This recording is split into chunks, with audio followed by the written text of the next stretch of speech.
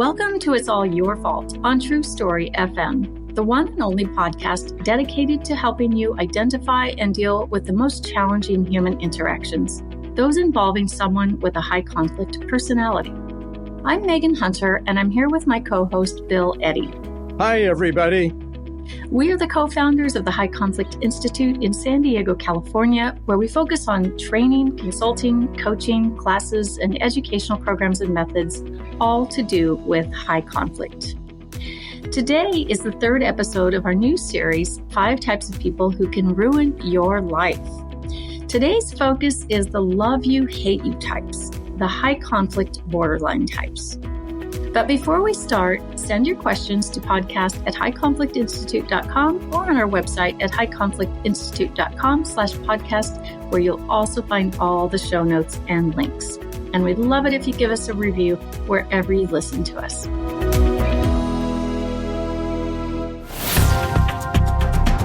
All right, Bill, the first week in the series, we talked about the basics of the high conflict personality and the 4 defining characteristics, which roughly perhaps 10% of the population. Today, we're talking about the love you, hate you types. Last week, we talked about the antisocial, kind of cruel con artist types. And so this week, it's the high conflict borderline personality.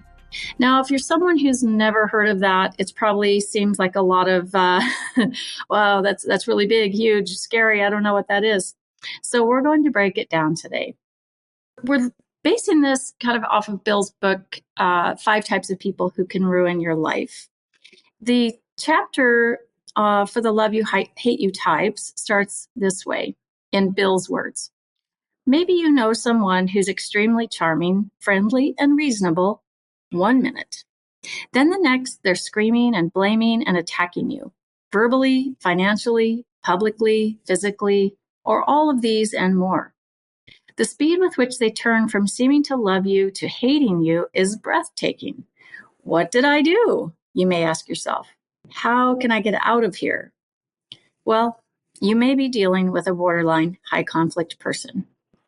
So, yeah, it seems not very pleasant, right? Reasonable, charming, friendly, and then screaming and blaming and attacking? Yeah, people notice that. It stands out. It's shocking, even, can be that, whoa, where did that come from? And one thing I want to mention is people with this personality type can be very charming, very friendly, very sincere, very loving, very appealing, very attractive. And yet, as you get to know them, these emotions come out. And these emotions are something they don't have as much control over as most adults. In a sense, their emotions take over like they would, say, for a young child who just, the emotions come first and the thoughts come second.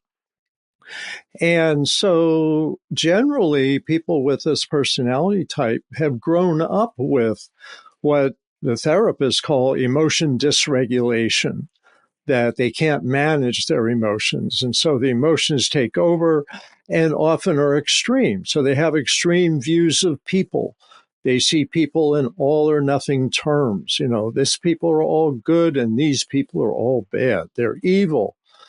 And they may switch back and forth. So say someone has a boyfriend, person has borderline personality disorder, and they have a boyfriend, and one day they're just loving, they see the person is wonderful, and then they're, say, sitting on the couch watching a TV show, and they're very comfortable and warm and kind of calm. Well, for someone with this personality type, the emotions don't like calmness. The emotions are like, we need intensity. And so you might be sitting on the couch feeling warm and calm. And suddenly, say, a man with this personality says, wait a minute, are you having an affair? Why are you so quiet tonight? And then they start an argument, and then they feel more connected because connection is the big issue. It's connection, it's emotions that take over, and basically seeing things in all or nothing terms. So that's just a brief kind of view. Yeah, and it's just very big emotions that are hard to control, and it often causes extreme behaviors, right? Because we do things that are very extreme when we're trapped in that reactive brain.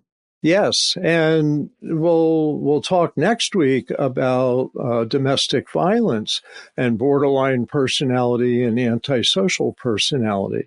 But for borderline men, especially, a lot of men that have engaged in domestic violence may have this personality type because they're sincere. They just don't want their honey, their partner, their loved one to leave. And they're always worried about that. Now, women occasionally may be violent too, but often it's more verbal. And majority of people with borderline diagnosis are not violent. So I want to say that. But it's that the moods come over and they're pure. They're all good, all bad, all friendly, all angry. They talk about borderline rage, that the person's just consumed. Like you look in their eyes and you go, this is a different person for a few minutes. And then they may switch back to being loving and friendly. It's like something happens, they're reassured, or something, brings them back. But then when things are calm, like I was saying on the couch, then they may escalate and make it a conflict. So we see this kind of mood swing, sudden intense anger. Now these folks have a lot of empathy. And so what happens is in relationships, they're very appealing. These are some of the most engaging people. You just want to love them. And yet there's this other side. And so we always encourage people to wait a year. As you and I wrote, Megan, in the Dating Radar book, is wait a year before you commit to getting married, having a child, buying a house, because on the surface, they can be very warm, friendly, charming, lovable, sincere, but there's a flip side, and that's where the rage, the anger, the just bitterness, almost vindictiveness can come out. So mood swings. I want to add something. People say the term borderline. What does that mean? I think of it as on the border between love and hate, as you said earlier. But the term came from about 100 years ago when they first started diagnosing mental disorders. And there was two categories. There was neurotic, for the worried well, that was anxious, depressed, but in touch with reality. Then there was psychotic, which was, people say, was schizophrenia, other psychosis that were out of touch with reality. And they found these people that seemed to be on the edge, that sometimes they're in one, sometimes they're in the other. So they could lump that together as borderline between psychotic and neurotic. But anyway, so that's where that term came from. And then in 1980, they defined it more specifically with 9 characteristics as a personality disorder. But keep in mind, as we've always said, we're not diagnosing personalities here. We're giving you background information to understand people that may be in your life who may or may not have these disorders. Yeah, and that flip side, it can sometimes just be really challenging. And so I kind of see it as this is a person whose brain is just going through life, trying to connect and trying to attach to someone who they think can make them feel better. And it's not a conscious thing. It's just, I don't feel good. And my brain's telling me I need to be connected with at least one person closely so that they can help me feel less anxious, I guess, less fear. And I may not even know this. Obviously, it's not a conscious thought. But then when they get that relationship, that eventually, like you said, I miss those intense emotions. I feel okay right now, but eventually I'm going to miss that. So I'm going to create something that gets the intensity going. And the effect on the person closest to them that they're with, whether it's an intimate romantic relationship, a family relationship, or even, a friendship, it can be quite confusing and shocking. because you've become, quite close to this person perhaps, and everything seems to be going fine. And then it can flip so quickly and it's very shocking. And you kind of walk away going, wow, I feel like I've been fanged. And so this isn't, it's interesting. It's not bad people, as we've always said. These are folks with just a kind of a fear-driven personality. And it's quite miserable. Actually, it's reported throughout the literature that this is not a pleasant way to live, and a lot of people don't understand what's going on until they read a book or they see an article online, and a lot of times they get help. So we're going to talk about that later. But let's talk statistics first, Bill. In the NIH study, National Institutes of Health study from about 2008, the borderline personality rate was about 6% of the U.S. population, which would have been around 20 million people. Does that still hold? Well, that's still listed in the Diagnostic Manual of Mental Disorders. The 5th edition came out in 2022. So it's still mentioned as one of the numbers. There's various studies on this, and some say lower numbers. But I think this is realistic, and some of the experts that are known for dealing with working with borderline personality disorder, like Marsha Lanahan, who's one of the leaders in treatment for borderline personality disorder. And she says she thinks these numbers are realistic. So that's a significant part of the population. Everybody knows somebody with this pattern of behavior, whether it's a disorder or just traits. 6% of people is a large, large number. Some research says 7% have alcoholism, or an alcoholic or addict. So it's a significant percent of people. And as you said, they're not happy. Having this disorder makes relationships very rocky and unpredictable. But there's a range of how difficult the disorder is. And also there is treatment, which we'll get to later. But so 6% is pretty prevalent. And if of those 6%, how many also have a high conflict personality? Well, my estimate, and we don't have research on this, but my estimate from basically 44 years ago, I worked my first case that had someone diagnosed with borderline personality disorder in the case. So I'd say slightly more than half, because I've worked in psychiatric hospitals with people with borderline personality disorder who did not have high conflict personalities. They were not preoccupied with blaming others. They really were mostly angry with themselves or just felt helpless in the world, because the high conflict personality is preoccupied with blaming others. But there's a significant percent, I would say more than half of people with this disorder are preoccupied with blaming others, because that's where that rage comes in. It's like, who are you going to aim it at? And it's most commonly people close to the person. So family members, dating partners, parents, children, siblings. That's where you're most likely to see this. But you get close to somebody at work, they may be turn into this pattern of behavior in the workplace with people they're really close to. A close neighbor might suddenly find themselves getting verbally attacked. But close relationships is where this comes out. Generally, personality disorders are interpersonal disorders, and this one's particularly associated with close relationships. And a high sensitivity, would you say, in all cases, or? I think high sensitivity in close relationships, because that attachment you talked about, wanting to feel a connection. Let's say they have a job, let's say they work, a job in an office, they're not necessarily going to be feeling that defensive in daily life. But if they get close to somebody, they're going to be very sensitive to little signals like that I'm being rejected, something like that. Like, take a workplace example like this. Someone, let's say it's a woman, and this is slightly more women than men, but it's close to 50-50. But let's say it's a woman. Let's say you're a woman and you start a new job, and there's this person that reaches out to you. Oh, they're really nice. They're helping me out. And they say, let's get together for lunch on Thursday during the workday. And you go, oh, okay, great. And then they say, let's go to the movies on the weekend. You're fun. You're a happy person. You go, oh, okay, great. And you do that. And then the next week they say, let's go to dinner and then to the movies. Well, you're starting to feel like, hey, this is a little bit too intense for me. But let's say you go along with that and you have a good time, but there's an intensity there.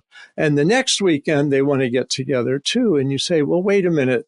You're going to have to back off. You're getting a little too intense for me. I need to do other stuff next weekend. Well, that's a rejection. That's an abandonment. And now the person with this personality may start sending nasty emails. You're not the kind person that you said you were, or maybe start spreading rumors. Say, so-and-so's not a very nice person. She's new here, and I don't think she fits in. So you get that kind of shift when it gets close. So in many ways, that's one of the cautions is you can have a comfortable, positive relationship with someone with this personality if you're not too close. And so having good boundaries, being able to say, I'd like to get together, but I'm busy next weekend, is better than saying you're too intense. I'm busy next weekend. Oh, very good. So let's go back a minute ago when you said something about, they kind of will bring other people into their feelings about you when they perceive to have been rejected by you. So is that what you refer to as splitting? Yes. So often what happens is people with this personality see people as all good or all bad. And so now that you were all good and you've turned all bad because of minor rejection, but they flip, their perception flipped to the other side. So you're all evil. Now they look to other people to be the all good people. And one of the ways they form relationships with people, close relationships, is to get them to join with them against somebody else. And so you start seeing this split. You're one of the good people, and that's one of the bad people. What's interesting and sad is people with this personality with their kids. It's not unusual that they have a child they see as all good and a child they see as all bad. And so they split. We call it splitting the children. But in the workplace, they call it staff splitting, where someone might see half the staff of a business as friendly and charming and happy, and the other half is evil and terrible. And they'll pit people together like that. I've seen that especially in healthcare organizations and higher education, in administration and college and universities and such, where you might have a student with this personality and they tell half the staff you're wonderful and half the staff are terrible, and they get them fighting with each other. Okay. So let's move on to a few of the things you talked about in your book. Apologizing and lying and seeking revenge. So let's start with lying. We're going to ask us about each of the 5 types as we go through this series. I think there's some that have a higher propensity to lie, perhaps, but when this fear is driving one's brain, this fear-based operating system, and this type is trying to connect, fear of abandonment, will that cause them to lie? And if so, what does that look like? It can. And all of the high conflict personalities lie more than the average person, but some lie more than others. And so this is kind of in the middle. Like the antisocial personality lies the most. They totally make stuff up. But people with borderline personality may lie to preserve a relationship. And so it's possible, for example, that they may be having an affair, but they accuse you of having an affair. Say you're in a couple relationship.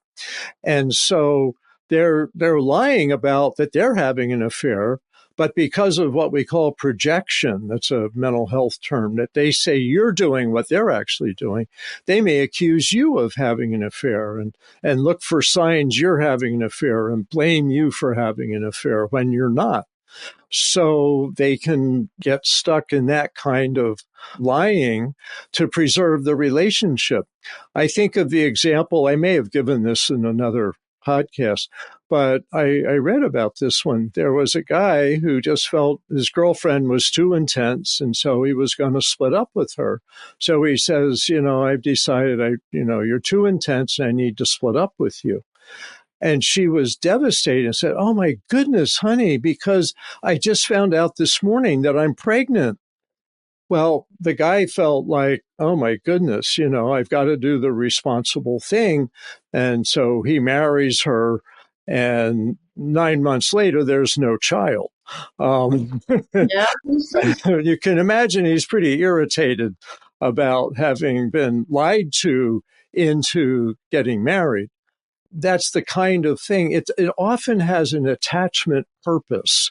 And so you kind of can see a logic to it, but that's not a justification for it. And that's the kind of thing when people are in recovery from borderline personality disorder, they're learning more self-management skills, is to really try to be in relationships where being honest will be the way to go, and trying to be more honest themselves. So lying certainly can be an issue. Yeah, and I've seen some that will be very frustrated with the relationship they're in and go out kind of seeking a new relationship, not even consciously, right? Just trying to make those connections and attachments elsewhere because they're so miserable where they're at. And so I kind of see it as kind of a spider web that, okay, I'm going to try to attach my spider web here and then attach it as many places as I can so that I can leave this situation I'm in. I can't tolerate or bear to leave this until I'm attached somewhere else. So if lying is involved there, it seems probably very natural. So let's move on to the apology situation. Will the borderline high conflict person apologize? Well, I would say that it's rare because they mostly feel that they're justified in their reactions. However, they may apologize because they know they need to do that to hold on to a relationship.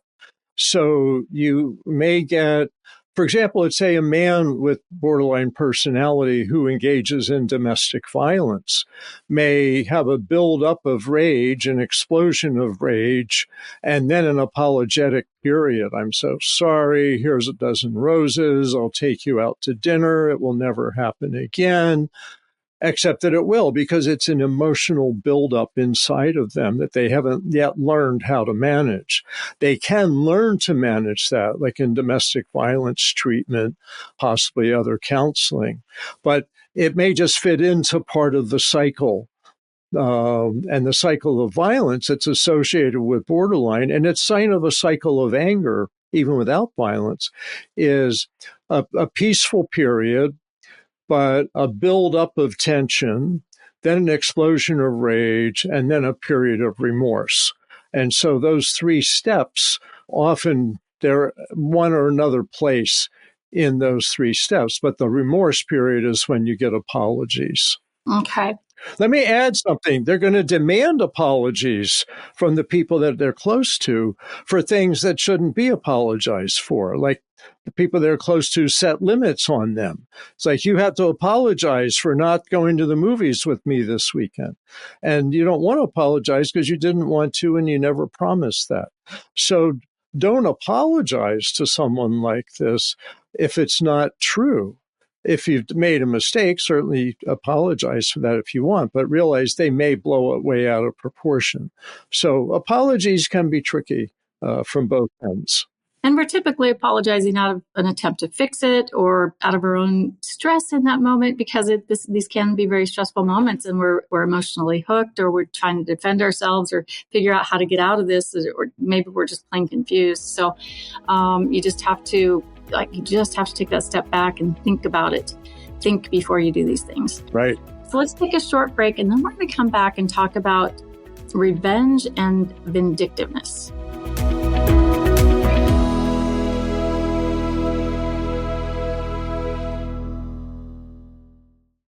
So let's talk, Bill, about why does that borderline brain seek revenge and why are they vindictive? Because, we hear a lot of stories over the years of really high level extreme behavior, which, revenge and vindictiveness is something that 90% of people would never do. So why does this brain do this?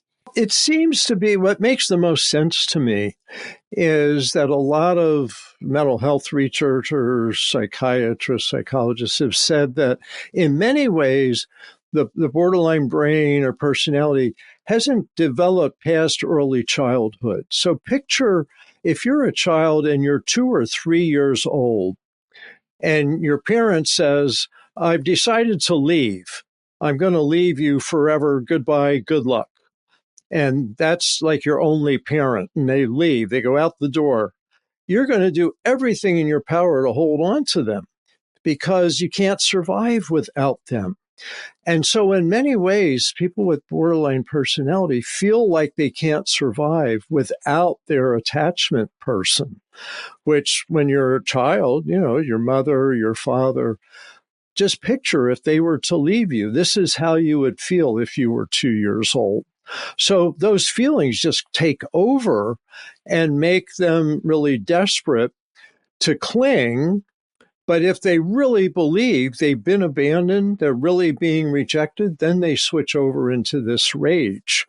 And the rage may actually destroy. That's when people get killed sometimes, is it may be a borderline rage and an abusive person can't stop themselves and goes all the way to strangle someone to death or something like that.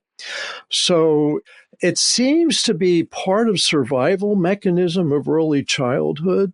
Like if you're an infant and you're not getting the attention you need, you go into a rage, you scream and scream, and then someone comes and helps you. So it's really kind of that 2, 3-year-old psychology that the brain hasn't moved past. Which means parenting is so important. Right? Yes. We see why it's so important, and being there and prioritizing parenting and attachment, having, building a secure attachment in your children. It's just so important. So it's interesting. We'll talk in the next episode about borderline and antisocial in relation to domestic violence. And I want to ask you, Bill, in that episode about the terms an abusive person versus a surviving person. I'm sure a fine line in most people's minds, but it's kind of an interesting concept.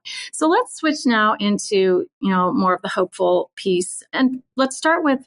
We aren't going to go deeply into all the different treatments, but we do know that this is the one of the 5 types that has the most hope for success, for eventually maybe no longer qualifying for the diagnosis and really getting a hold of their, being able to manage their emotions and decrease those extreme behaviors down to moderate behaviors and things through dialectical behavior therapy and some others.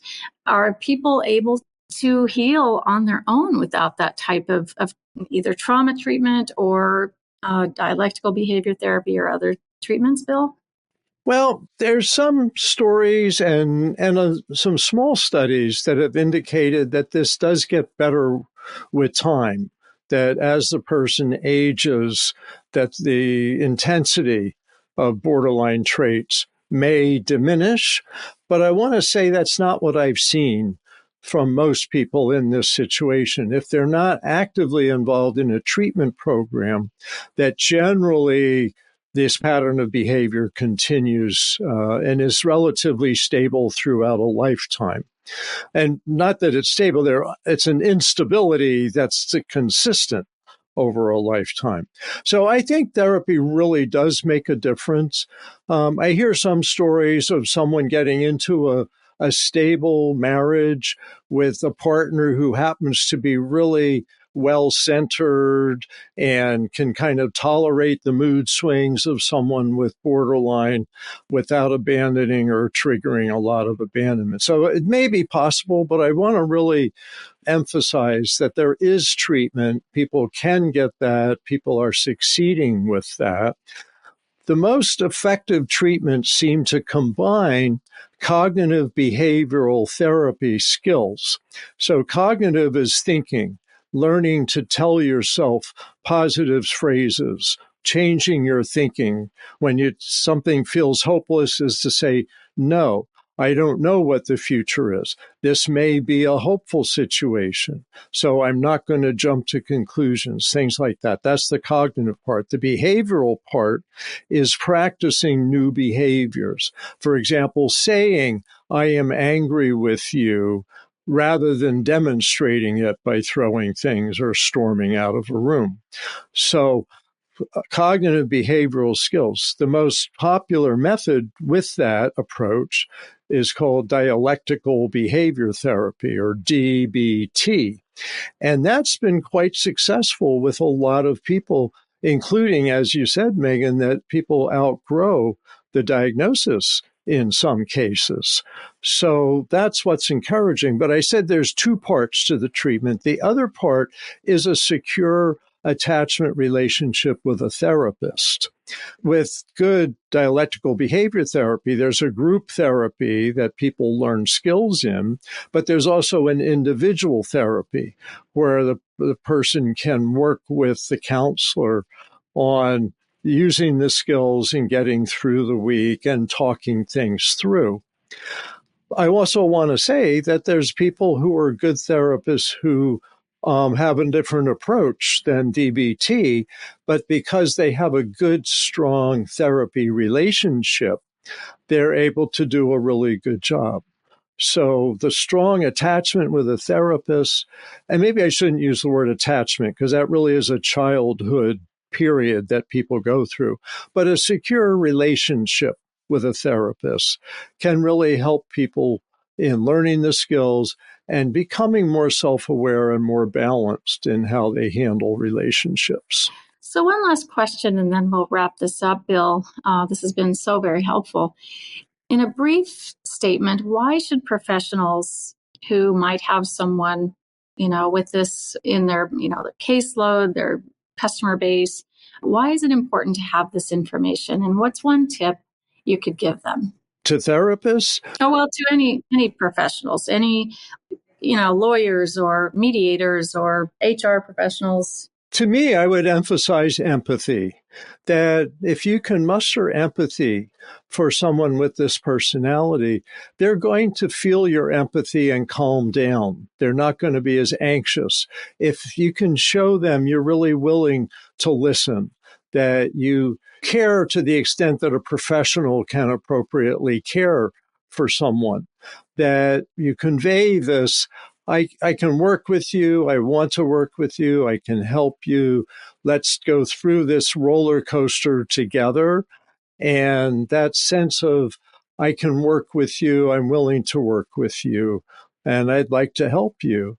I think that that's the kind of biggest message that any professional can give within the context of whatever the details of their work is. So lawyers, therapists, accountants, sometimes accountants want to learn about high conflict stuff, and they're able to be more effective in their relationships.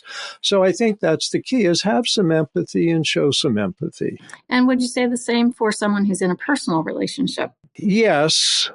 But don't overdo the empathy. In a personal relationship, you also need to be able to set boundaries and have healthy boundaries. But you can enforce your boundaries with empathy. So you can say, it's not okay for you to talk to me this way. I'm going to have to stop the conversation if you keep talking to me this way. But I'd like to have a nice conversation with you, a civil conversation. So let me know when you're ready to have that. So that shows some empathy while also setting limits. So you got to have both of those if you're in a close relationship. All right. Well, we've just, barely hit the tip of it of all of this, but we have a lot of resources and materials, and we'll put those links in the show notes.